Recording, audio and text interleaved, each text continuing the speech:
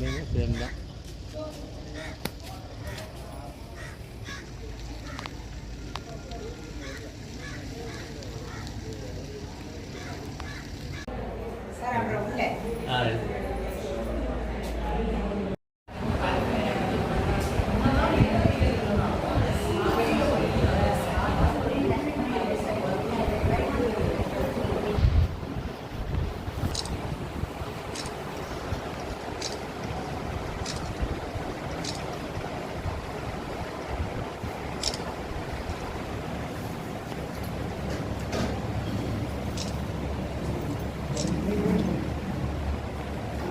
வாடகை கட்டணம் சிறிய அளவில் ஆரம்பித்தது.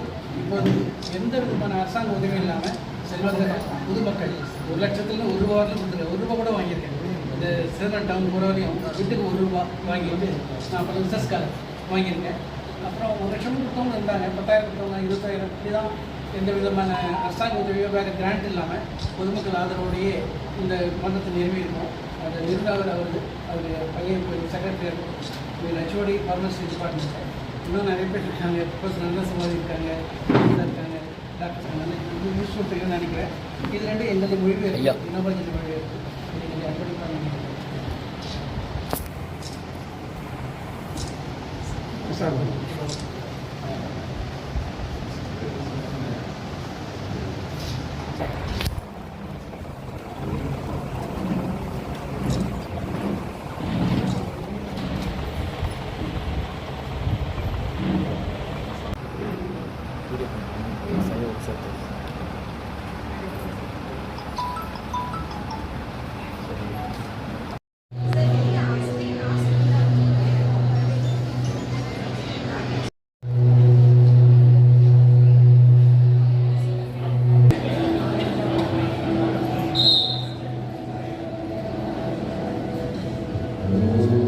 அகிம்சை சத்தியாகிரக உணர்வை ஏற்படுத்துபவர் ஐயா.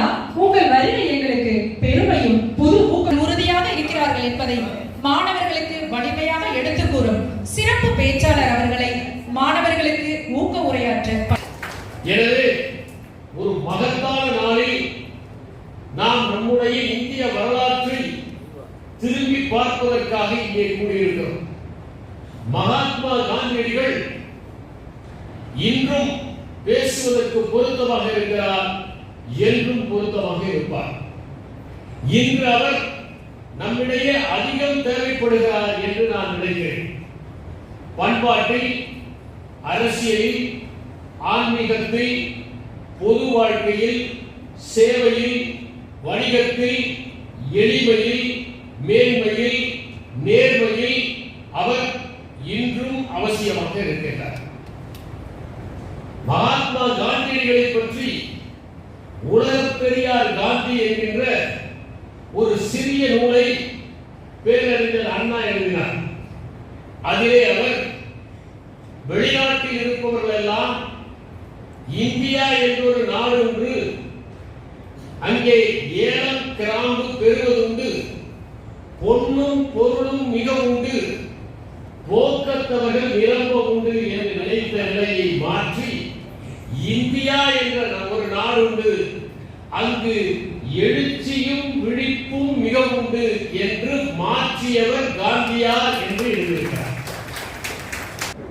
அங்கு எனக்கு மிகப்பெரிய புதியதாக தெரிகிறது. அந்த இடத்தில் என் மனத்திலே இருந்த கொஞ்சம் வன்மம் அகன்றுவிட்டது என்பதை கூற விரும்புகிறேன். மகாத்மா காந்தியடிகளுடைய வாழ்க்கை சுவையானது, சுவாரஸ்யமானது. அவருடைய வாழ்க்கையில் அங்கும் இங்குமாக சிலவற்றை படித்துவிட்டு அவரை பற்றி தவறான தகவல்களை கூறுபவர்கள் இருக்கிறார். அவர் எழுதியவை 100 தொகுதிகளாக வந்திருக்கின்றன. அவற்றை படித்தால்தான் அவருடைய பரந்துபட்ட பார்வையும் நாளில் அவரே தன்னை செழுமைப்படுத்திக் கொண்ட விவரங்களும் நமக்கு தெரியும். மகாத்மா காந்தியடிகள் படித்ததை, வாழ்ந்ததை முடிப்புள்ளாக மேய்ந்துவிட்டு அவரை பற்றி கூறுபவர்கள் ஒன்றை புரிந்து கொள்ள வேண்டும்.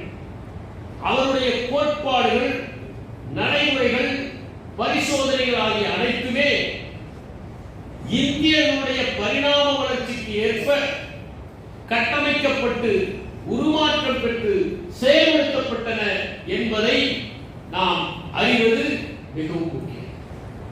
மகாத்மா காந்தியடிகளுடைய தந்தை காபா காந்தி என்று அழைக்கப்படுகிற கரம்சந்த் காந்தி. அவருக்கு புத்லிபாய் 4வது மனைவி. புத்லிபாய்க்கு 4வது மகன் தான் மோகன்தாஸ் கரம்சந்த் காந்தி. காந்தியடிகளுடைய தாத்தா ஓதா காந்தி போர்பந்தரில் திவானாக பணியாற்றினார். ஒரு அரசியல் சூழ்ச்சியின் காரணமாக அவர் ஜுனாகத்துக்கு செல்ல வேண்டியதாக ஆகிவிட்டது. இந்த ஜுனாகத்தை பற்றி நான் சொல்ல வேண்டும். ஜுனாகத்திலே ஒரு நவாப் இருந்தார், ஆடம்பர பிரியர். ஆனால் அவரும் ஒரு பங்களிப்பை செய்திருக்கிறார். இன்று குஜராத்திலே ஆசிய சிங்கங்கள் பாதுகாக்கப்படுவதற்கு முக்கிய காரணம் அந்த ஜுனாகத் நவாப் தான். அந்த ஜுனாகத் சமஸ்தானத்தில் வேலை செய்கிற போது ஓதா காந்தி எப்போதும் இடது கையில் தான் வணக்கம் வைப்பார். மற்றவர்கள் கேட்டார்கள், இடது கையில் நீங்கள் வணக்கம் வைக்கிறீர்கள், நான் என் வலது கையை ஏற்கனவே போர்பந்தருக்கு அர்ப்பணித்து விட்டேன் என்று குறிப்பிட்டார். அந்த அளவுக்கு விசுவாசம் உள்ள ஓதா காந்தி சின்ன வயதில் தன்னுடைய இல்லத்திற்கு வருகிற தூய்மை பணியாளருடைய மகன் உகா என்பவரிடம் காந்தியடிகள் விளையாடினார். புத்லிபாய் வைதீக மரபில் வந்தவர். அவர் காந்தியடிகளை பார்த்து தொடாமல் விளையாடு என்று சொல்வார். அப்போது காந்தியடிகள் எல்லாரிடமும் இறைவன் இருப்பதாக சொன்னால் இந்த உகாவிடமும் தானே இறைவன் இருக்க வேண்டும். அப்போது ஏன் அந்த இறைவனை நான் தொடக்கூடாது என்று கேள்வி எழுப்பினார். இந்த கேள்விதான் தீண்டாமைக்கு எதிராக காலம் முழுதும் அவரை போராட வைத்தது. அதனால்தான் அவர் எங்கு சென்றாலும் ஒடுக்கப்பட்டவருடைய இல்லங்களில் தங்கினார். ஒடுக்கப்பட்டவர்களுக்காக சுற்றுப்பயணம் செய்து நிதி திரட்டினார். அவருடைய உரிமைகளுக்காக குரல் கொடுத்தார். எப்போதும் அவர்கள் பக்கம் நிற்க வேண்டும் என்று நினைத்தார். நாம் சின்ன வயதிலே படித்திருப்போம். மகாத்மா காந்தியடிகள் பள்ளிக்கு ஒரு ஆய்வாளர் வந்தபோது தவறாக ஒரு சொல்லை எழுதியதாகவும் அதை ஆசிரியர் பக்கத்து பையனை பார்த்து மாற்றி எழுத சொன்னதாகவும் காந்தியடிகள் செய்யவில்லை என்றும் நாம் படித்திருக்கிறோம். இந்த நேர்மை காந்தியடிகளுக்கு எல்லா காலகட்டங்களிலும் இருந்திருக்கிறது. சம்பரான் போராட்டத்தின் போது காந்தியடிகளுக்கு ஆதரவான ஓர் அரசலுடன் ரகசியமாக தான் தயாரித்த அரசுக்கு அனுப்பிய அறிக்கையை அவருடன் இருந்த ராஜேந்திர பிரசாத் கொடுத்து காந்தியடிகளுக்கு கொடுங்கள் என்றார். அப்போது காந்தியடிகள் திருடப்பட்ட எதையும் நான் வாசிக்க விரும்பவில்லை என்று மறுத்துகிறார்.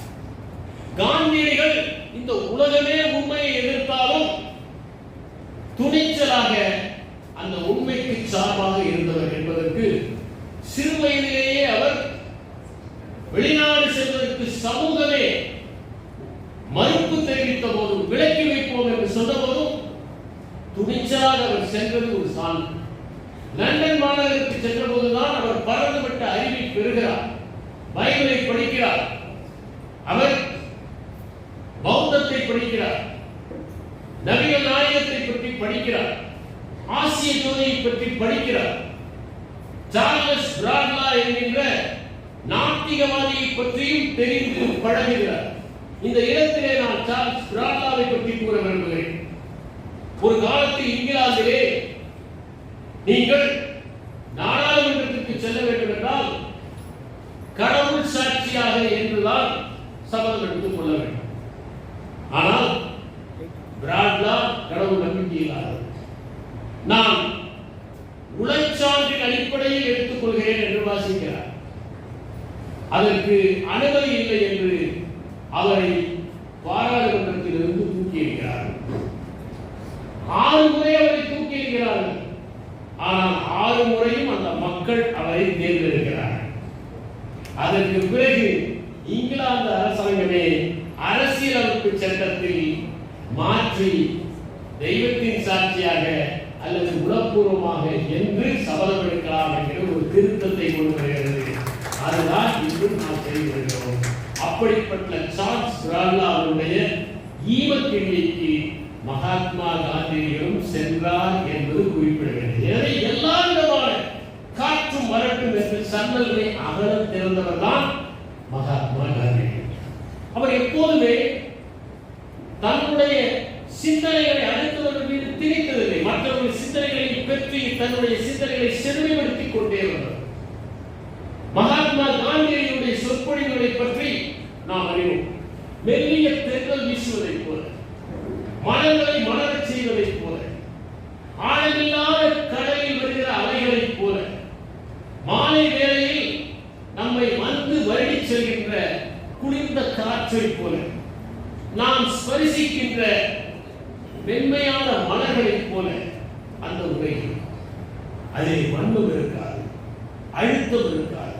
ஆனால் அந்த சொற்களின் இடையே இருக்கிற இடைவெளியில் 1000 பொருட்கள் இருக்கும்.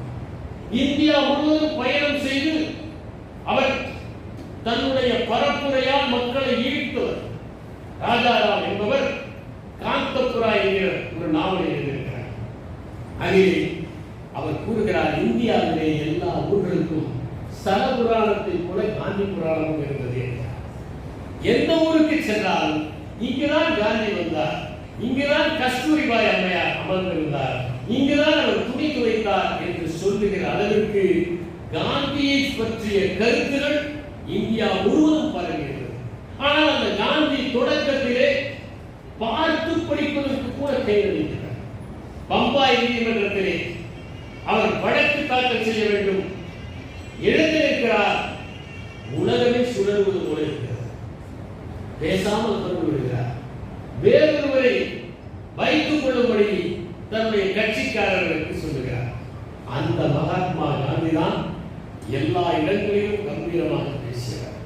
முயற்சியும் பயிற்சியும் இருந்தால், உண்மையும் நேர்மையும் இருந்தால் யாரும் எதிலும் துளைக்க முடியும் என்று இன்றைய இளைஞர்களுக்கு எடுத்துக்காட்டாக மகாத்மா காந்தி எழுதியிருக்கிறார் என்பதை புரிந்து காந்தியடிகள் எந்த விதமான செயல்பாட்டையும் சுயநலத்திற்காக செய்தது. அவர் தென்னாப்பிரிக்காவிலே டிரான்ஸ்வாலிலே இரவு நேரத்தில் நடைபெறுகிற போது ரோந்து சென்று கொண்டிருந்த ஒரு காவலர் அவரை கடுமையாக அடித்து விடுகிறார். அப்போது காந்தியடிகளுடன் கூட இருந்த கோட்ஸ் என்பவர் காந்தியடிகளை பார்த்து, இவர் மீது நாம் வழக்கு தொடுக்க வேண்டும், தண்டனை வாங்கி தர வேண்டும் என்கிறார். அதற்கு காந்தியடிகள், தனிப்பட்ட காரணங்களுக்காக நான் வழக்கு தொடுக்க விரும்பவில்லை என்று சொல்லிவிட்டார். அதே போல டிரான்ஸ்வாலிலே குடியுரிமை பதிவுகளை அவர் மேற்கொள்வதற்காக சென்றபோது மீர் ஆலம்கான் என்கின்ற இந்திய பதான் தவறாக புரிந்து கொண்டு அவரை கடுமையாக அடித்து ரத்தம் வருகிற அளவிற்கு அவரை நையப்புடைத்து விடுகிறார். காந்தியடிகள் மூச்சை கீழே விடுகிறார். எல்லோரும் காப்பாற்றுகிறார். பிறகு ஆசுவாசப்படுத்துகிற போது விழித்த அவர் மீர் ஆலம்கான் எங்கே இருக்கிறார்? அந்த மீர் ஆலம்கானை ஒன்றும் செய்யாதீர்கள் என்று கூறுகிறார். அந்த மீர் ஆலம்கான் இறுதியிலே மகாத்மா காந்தியினுடைய பக்தராகவே மாறி அவருடைய கோட்பாடுகளை எடுத்துச் சென்றவர் என்பது குறிப்பிடத்தக்கது. மகாத்மா காந்தியடிகள் சுட்டுக் கொல்லப்பட்ட போது அவருடைய மகன் ராம்தாஸ் ஒரு கடிதத்தை ராஜாஜிக்கு எழுதுகிறார். தயவு செய்து கொலையாளியை விட்டு விடுங்கள், அது காந்தியினுடைய கோட்பாட்டுக்கு எதிரானது, தண்டனை வழங்குவது வேண்டாம் என்று எழுதுகிறார். கோட்சேவுக்கே ஒரு கடிதம் எழுதுகிறார், என் தந்தை இதை விரும்ப மாட்டார். அதற்கு பிறகு மகாத்மா காந்தியடிகள் எப்படி தன்னுடைய வாழ்க்கையை பற்றியே எழுதுகிறார் என்பதை நாம் படிக்க முடியும். என்னை யாராவது கொலை செய்ய நேர்ந்தாலும் கொலையாளி மீது நாம் கோபப்படக்கூடாது என்று எழுதினார். இதுதான் மகாத்மா காந்தியடிகளுடைய மன்னிக்கின்ற குணம் என்பதை நாம் சிந்தித்து பார்க்கிறோம். 24வது வயதிலேயே அவர் நோட்டால் இந்திய காங்கிரஸ் என்கின்ற ஒரு அமைப்பை நிறுவியவர். எப்போது உண்மைக்கு சார்பாக ஒரு மனிதனால் இருக்க முடியும் பொருத்தமாக இருக்கிறார். அவர் சொன்னார், நீங்கள் ஒரு காரியம் செய்யும் போதோ, ஒரு நடவடிக்கை எடுக்கும் போதோ, முடிவு எடுக்கிற போதோ, திட்டங்கள் தீட்டும் போதோ மிகவும் ஏழையான மிக மிக நலிந்த மனிதர் ஒருவரை, உங்களுக்கு தெரிந்த மனிதரை காட்சிப்படுத்துகிறார். உங்களுடைய செயல்பாடு அவருக்கு நன்மை பயக்கும் என்றால், அவருக்கு இப்போதும் வருங்காலத்திலும் செழிப்பை ஏற்படுத்தும் என்றால் அந்த செயலை செய்யுங்கள், இல்லாவிட்டால் செய்யாது.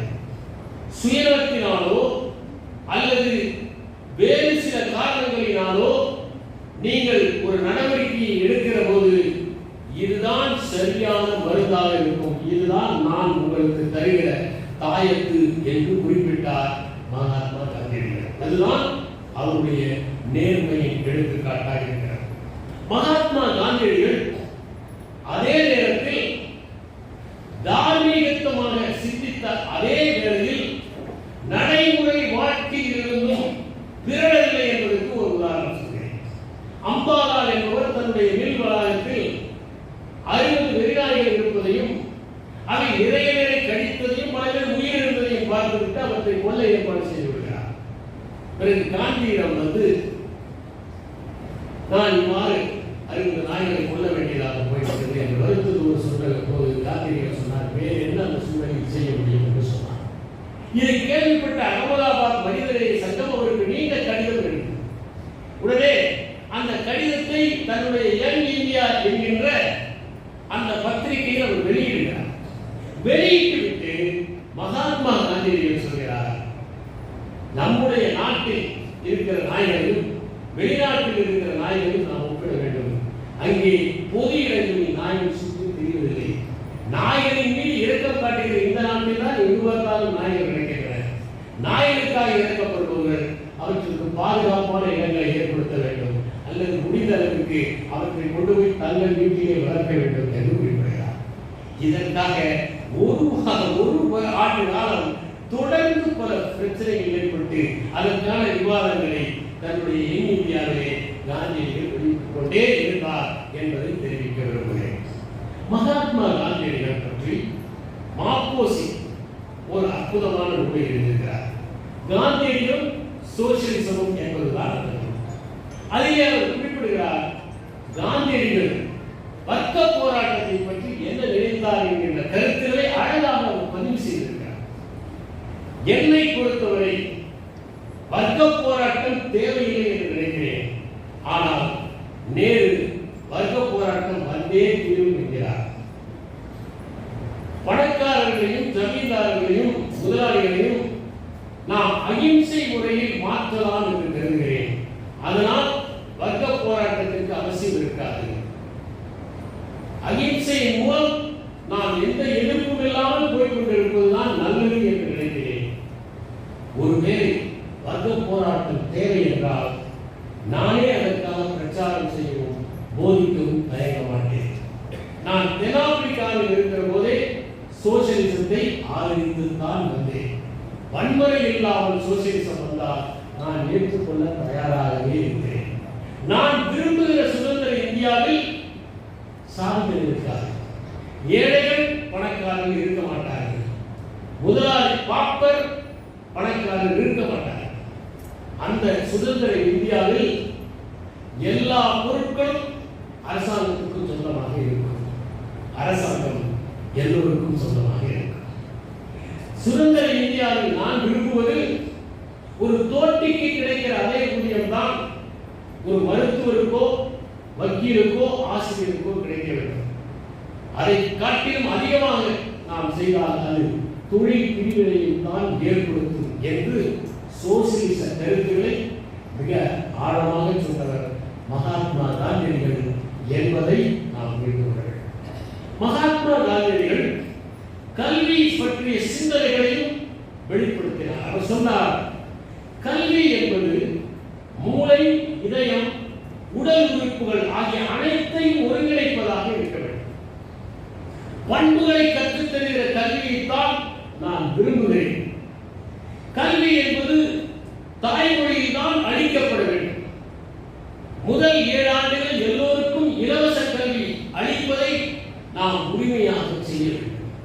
கல்வி திட்டத்தை நாம் வடிவமைக்கிற போது அந்த கல்வி திட்டம் என்பது மேட்டிலையில் இருப்பவர்களுக்கும் மாநகரவாசிகளுக்கும் இல்லாமல் எளிய மக்களுக்கும் கிராமத்தில் வசிப்பவர்களுக்கும் ஏற்றதாக இருக்க வேண்டும் என்று மகாத்மா காந்தியடிகள் கல்வி திட்டத்தை பற்றி சொன்னது இன்றும் ஏற்றுக்கொள்ளக்கூடியதாக, இன்றும் பொருந்துவதாக இருக்கிறது.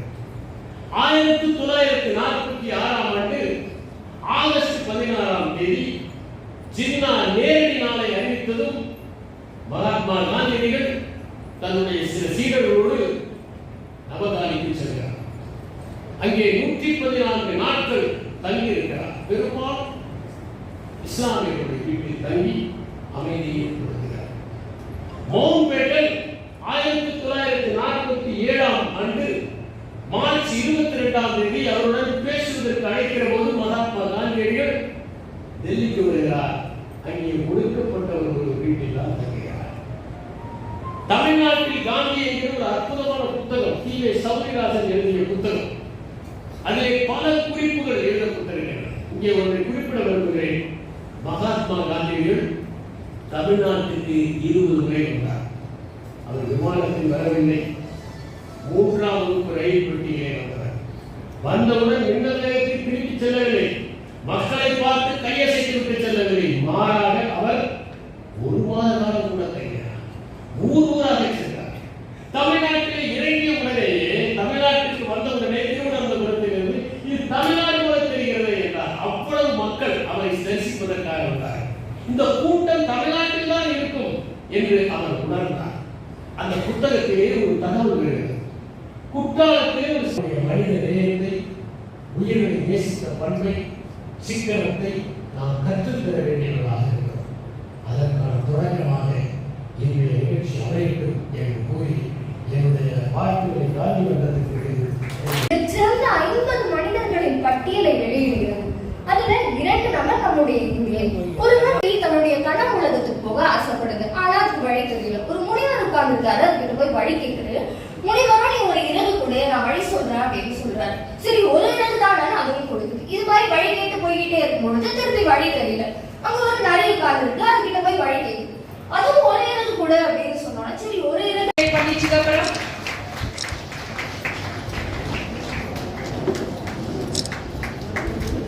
இரண்டாம் இடம் கு. கலையின்பன் நகராட்சி நடுநிலைப் பள்ளி சிதம்பரம். இரண்டாம் இடம் ஆ. ரக்ஷிதா காமராஜ் மெட்ரிக் மேல்நிலைப் பள்ளி. மூன்றாம் இடம் சா. திரிஷா வீனஸ் நர்சரி பள்ளி. மூன்றாம் இடம் சா. பிரேம்குமார் முஸ்தபா மெட்ரிக் மேல்நிலைப் பள்ளி சிதம்பரம். பேச்சு போட்டியில் பரிசு பெற்ற மாணவர்கள்: முதலிடம் சாசா தமிழிசை ஏஆர்ஜி மெட்ரிக் மேல்நிலைப் பள்ளி சிதம்பரம். இரண்டாம் இடம் கா. நந்திகா சரஸ்வதி வித்யாலயா சிபிஎஸ் பள்ளி சிதம்பரம். அரசு நந்தனார் பெண்கள் மேல்நிலைப் பள்ளி சிதம்பரம். கட்டுரை போட்டியில் வெற்றி பெற்றவர்கள்: முதலிடம் சா. சிவசங்கரி அரசு மகளிர் மேல்நிலைப் பள்ளி. இரண்டாம் இடம் மா. ராகவி நிர்மலா மெட்ரிக் மேல்நிலைப் பள்ளி. மூன்றாம் இடம் சு. அனுப்பிரியா காமராஜ் மெட்ரிக் மேல்நிலைப் பள்ளி.